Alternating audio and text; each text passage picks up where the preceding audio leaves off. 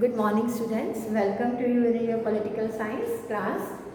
As you know, in the last class, we started our chapter number 5, that is the challenges to and the restoration of the Congress system.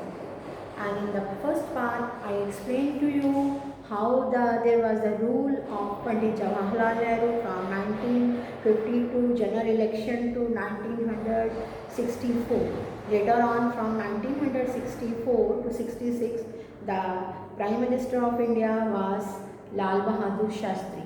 After that, due to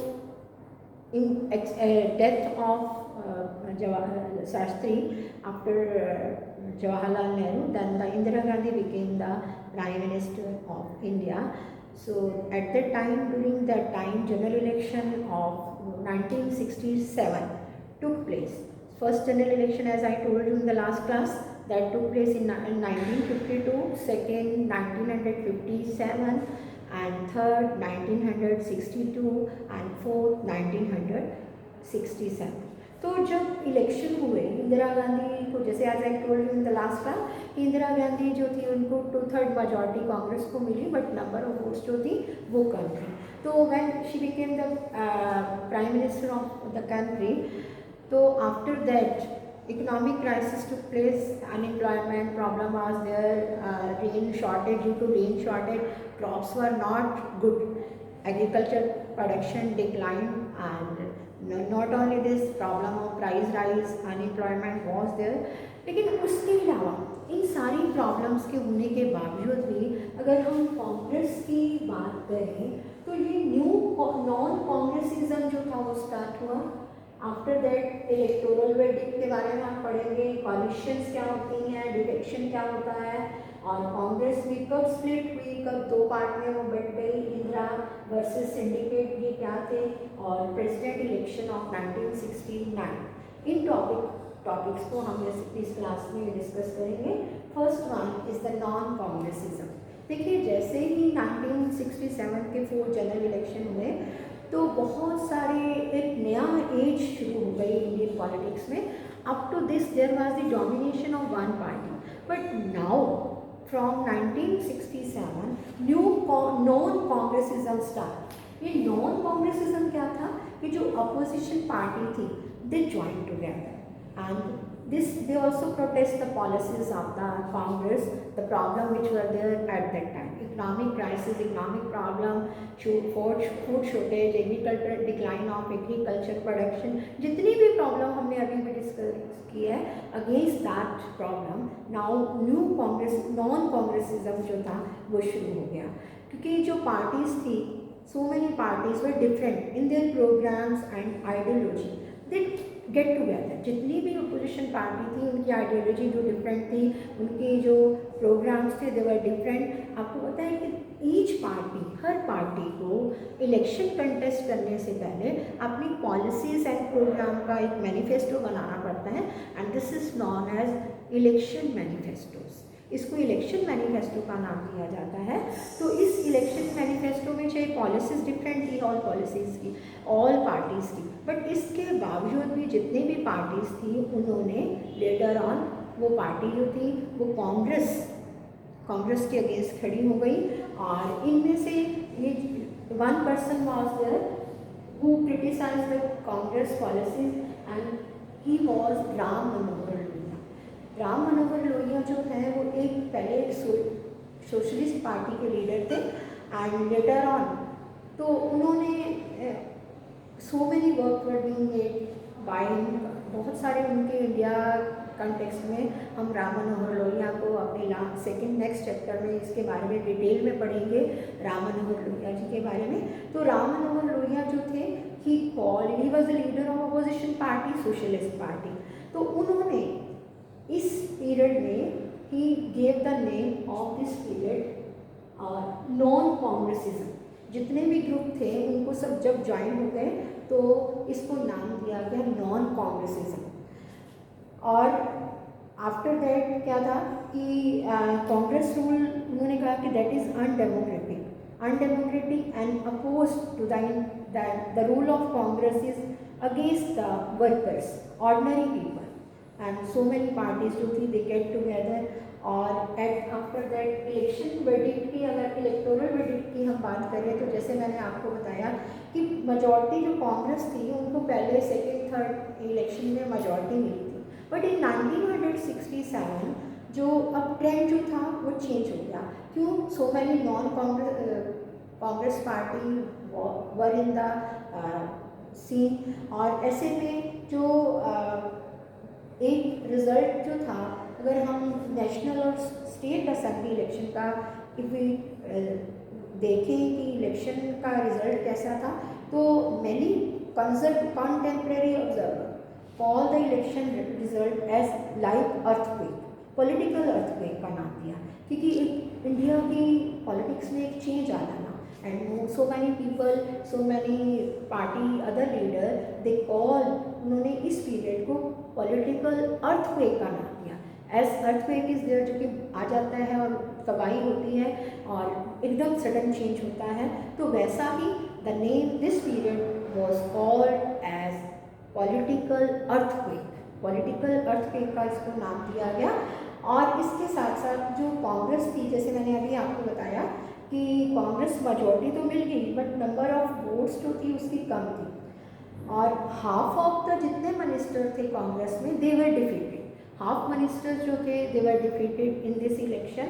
और तो ऐसे जैसे one map is given in our book, हमारी book के अंदर one map जो है assembly elections, this map is given, ये असेंबली इलेक्शन का मैप चेक देखिए सब बच्चे, देखिए जितने भी ये येलो कलर है, in this shows the Congress victory in this state, but here the red color shows the non-Congress formed government forms in these area, Punjab, Haryana, हम बात करें उत्तर प्रदेश, एमपी, मध्य प्रदेश, तो ये सारे पार्ट जो थे, वेस्ट बंगाल, तो इन सारे पार्ट में, बिहार में, उत्तर प्रदेश में, एमपी में, पंजाब में, हरियाणा में, इन सारे स्टेट्स में अब जो कांग्रेस थी they did not gate majority, उनको मेजॉरिटी जो थी वो नहीं मिली इन सारे स्टेट में। और कुछ स्टेट में तो जो कांग्रेस जो थी विद अदर अपोजिट, अगर हम स्टेट्स की बात करें तो there were 7 states where the Congress lost election, Congress ने जहाँ पे इलेक्शन हार गई वो 7 स्टेट थे, like Punjab, Haryana and then Uttar Pradesh, MP, Madhya Pradesh, Kerala, ये सब कुछ स्टेट थे। और कुछ स्टेट्स के अंदर कांग्रेस ने अपनी दूसरी पार्टीज़ के साथ मिलके जो था वो अपनी गवर्नमेंट बनाई थी। तो ऐसे में अगर हम बात करें कि जो एक पहली बार डीएमके, द्रविड़न जो पार्टी थी, डीएमके पार्टी जो कि एक तमिलनाडु की पार्टी थी, अपोजिशन गवर्नमेंट जो थी fully they one the majority, DMK ने तमिलनाडु में मेजॉरिटी कार्ड सिक्योर की और उन्होंने तमिलनाडु में इंडिपेंडेंटली अपनी गवर्नमेंट बना ली। तो उसके बाद अगर हम बात करें कि एक व्यू के अकॉर्डिंग कि if a one person is going by train from Delhi to Howrah, तो उसको कोई भी ऐसा स्टेट नहीं था जहाँ पे कांग्रेस की गवर्नमेंट हो। तो दिल्ली से हावड़ा तक इन ऑल द पार्ट्स जितने भी स्टेट्स थे, उन सारे स्टेट्स के अंदर नॉन कांग्रेस जो पार्टीज़ थी उन्होंने अपनी गवर्नमेंट बना ली थी। और अगर हम कॉलिशंस की बात करें तो व्हाट इज कॉलिशन क्या होता है कि one party did not gate majority, जब एक पार्टी को मेजॉरिटी नहीं मिलती, ऐसी कंडीशन में 2 और more party they join together and they form their own government. इसके बारे में हम कोलिशन गवर्नमेंट के बारे में और एक अलग टॉपिक लेंगे, डिटेल में टॉपिक लेंगे। तो इस तरह से 1967 में in many state non Congress parties form there government और उन्होंने आपस में कोलिशन फॉर्म कर दिया। इन कोलिशन को जो नाम दिया जा रहा था वो था संयुक्त विधायक दल जो थे उन्होंने इसको भी मतलब कई जगह पे फॉर्म हुए। जैसे कि फॉर एग्जांपल अगर हम पंजाब की बात करें, in Punjab the opposition party leader Akali Dal one group was known, एक ग्रुप जो था वो उसको one group was of Akalis was Sant group and the second was master group. Sant Sant Longowal, जिस नाम सुना होगा आपने, संत लोंगोवाल। और सेकंड जो ग्रुप था वो मास्टर ग्रुप, जो कि मास्टर तारा सिंह के नाम से, जो कि पंजाब की पॉलिटिक्स में they were very active leaders, Longowal and with that Prakash Badal तो आज के टाइम में है ना, तो उससे पहले जो था that was master group was led by master Tara. तो उसके बाद इन दिस वे, और खाली उन्होंने पंजाब में सीपीएम के साथ भी अपनी जो सीपीएम की सपोर्ट लेके पंजाब में अकाली दल ने अपनी गवर्नमेंट बना ली। ऐसी ही एक गवर्नमेंट जो थी वो डिफरेंट कई सारे पार्ट्स थे उस टाइम पे जिनमें बनाई गई, जिनमें से वन पार्टी जो थी that was formed in Bihar, SVD. इनको एसवीडी का नाम दिया जाता है, एसवीडी, संयुक्त विधायक दल। संयुक्त मतलब संयुक्त हो जाना, ज्वाइंट हो जाना, विधायक जो कि लेजिस्लेशन की नाम देंगे हम, और दल। तो डिसाइड कोलिशन के अलावा there were so many cases of defections also. Defection, what is defection? अगर हिंदी में हम इसका मीनिंग देखें तो इसका मतलब होता है इसका कि दल बदलना। तो अब 1967 के बाद बहुत सारी जो पार्टीज़ थी, बहुत सारी जो पार्टीज़ की हम बात करें तो there was the role played by defection in the making and unmaking of government. एक गवर्नमेंट को बनाने में और बिगाड़ने में डिफेक्शन का एक बहुत ही महत्वपूर्ण रोल था। ये डिफेक्शन क्या होता है? Defection means an elected representative, और जो फ्रॉम वन पार्टी, एक पर्सन जो है एक पार्टी के साथ जुड़ा हुआ है और उस पार्टी के बेस पे उसने इलेक्शन कंटेस्ट किया, but later he one the election, और लेटर ऑन व्हेन ही और she will change their party, एक पार्टी से जब वो दूसरी पार्टी में चला जाता है ना, तो इसको डिफेक्शन का नाम दिया जाता है, दल बदलना। ठीक है, तो ये डिफेक्शन की बात आप पहले भी कर चुके हो अपनी +1 क्लास में। दल बदलिंग means how the leaders were changing their party from one party to another. तो इसको एक नया, इस पीरियड को एक और नाम दिया गया, आया राम ग्यारह, आया राम एंड ग्यारह। ये किस बेस पे आया राम और ग्यारह नाम दिया गया कि 1967 वन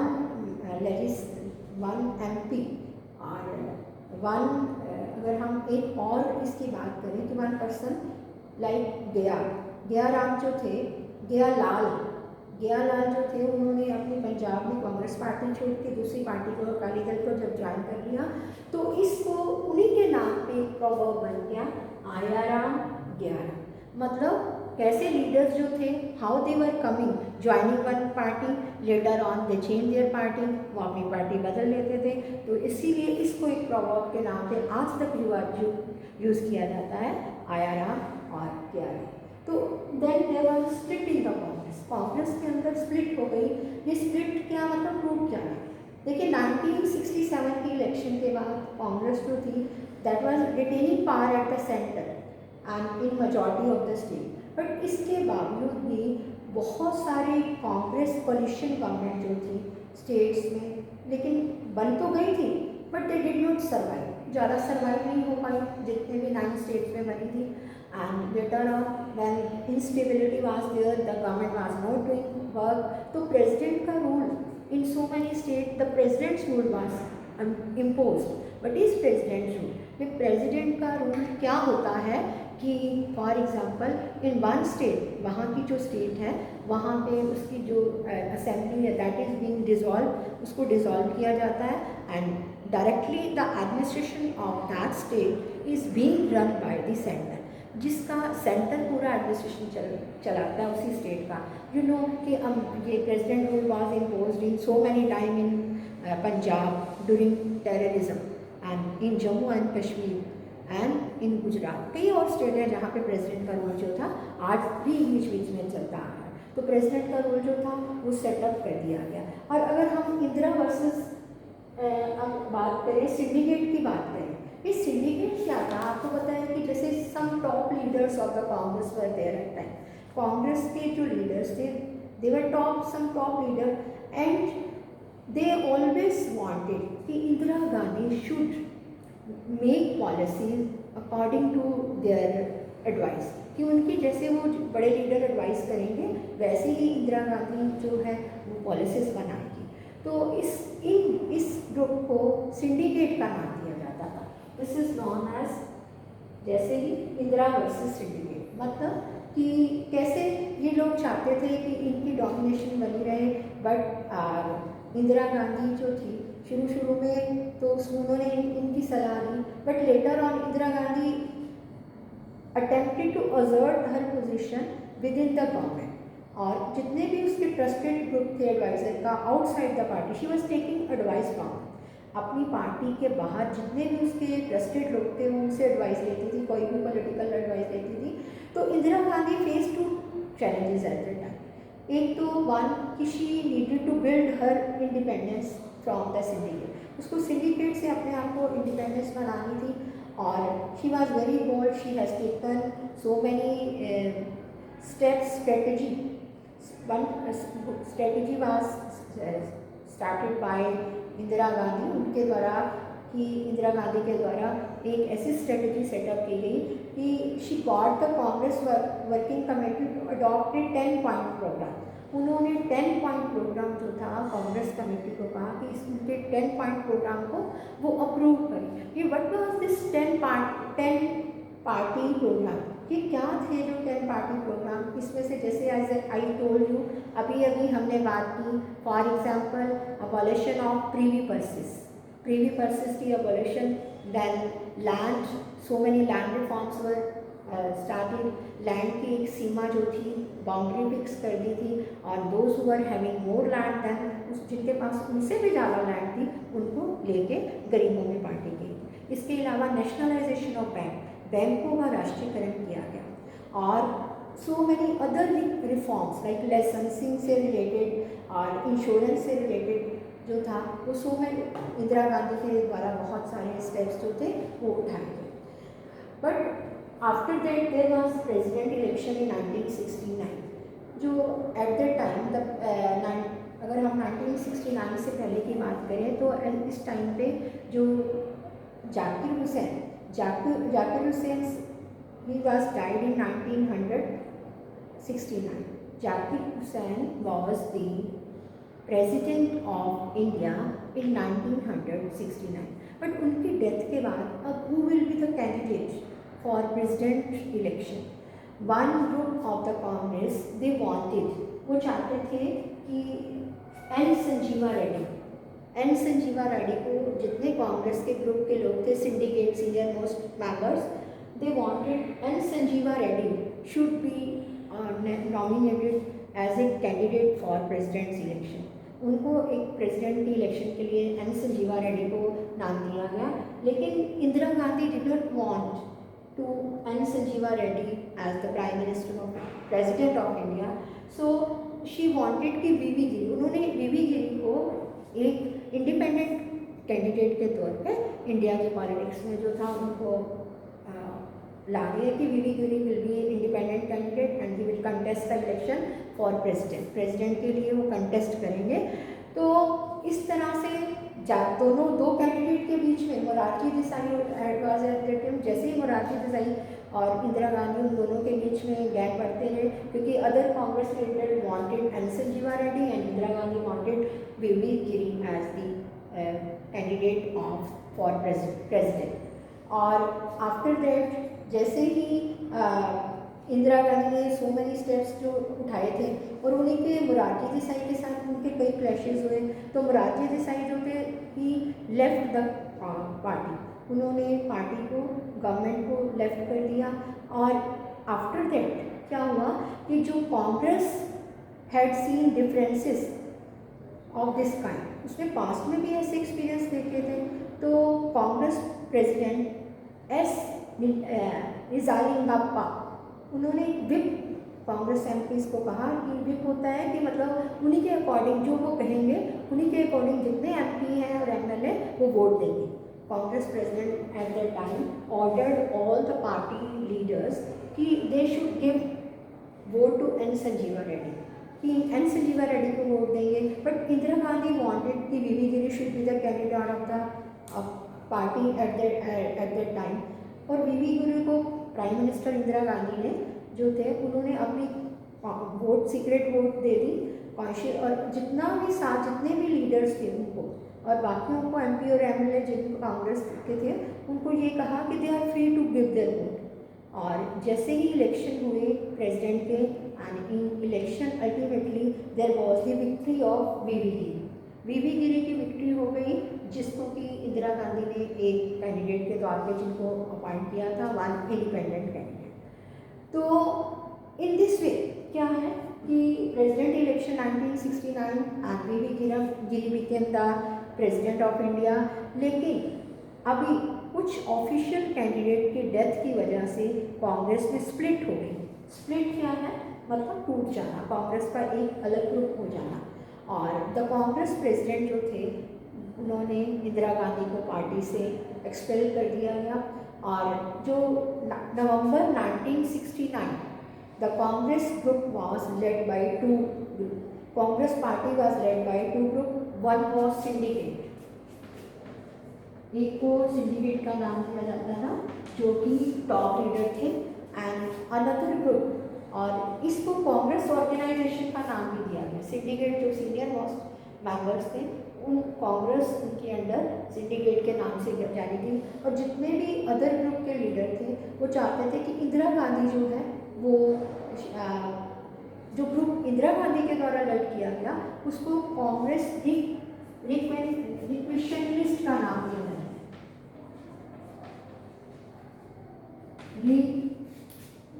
रिक्वेशनलिस्ट के नाम पे जाना जाता है। और इस तरह से ये both these party were described as old party and new party, and Indira Gandhi जो थी she projected the split as an ideological split between the socialist and the conservative. Socialist, वो अपने आप को सोशलिस्ट के साथ जुड़ गई थी। उन्होंने कहा कि now there is split, Congress में जो है दो में बट गई है, एक जो है प्रो पुअर है और एक प्रो रिच है। और साथ साथ उन्होंने इसको एक और नाम जो था वो दिया old Congress and new Congress. Old Congress means the leader who were the senior most of the Congress, and the new Congress was under Mrs Indira Gandhi. तो in this way we done second part of the chapter, that is presidential election 1969 and how the fourth general election took place and Congress position कैसी थी। We completed the part. All of you are supposed to read the chapter, complete the assignment.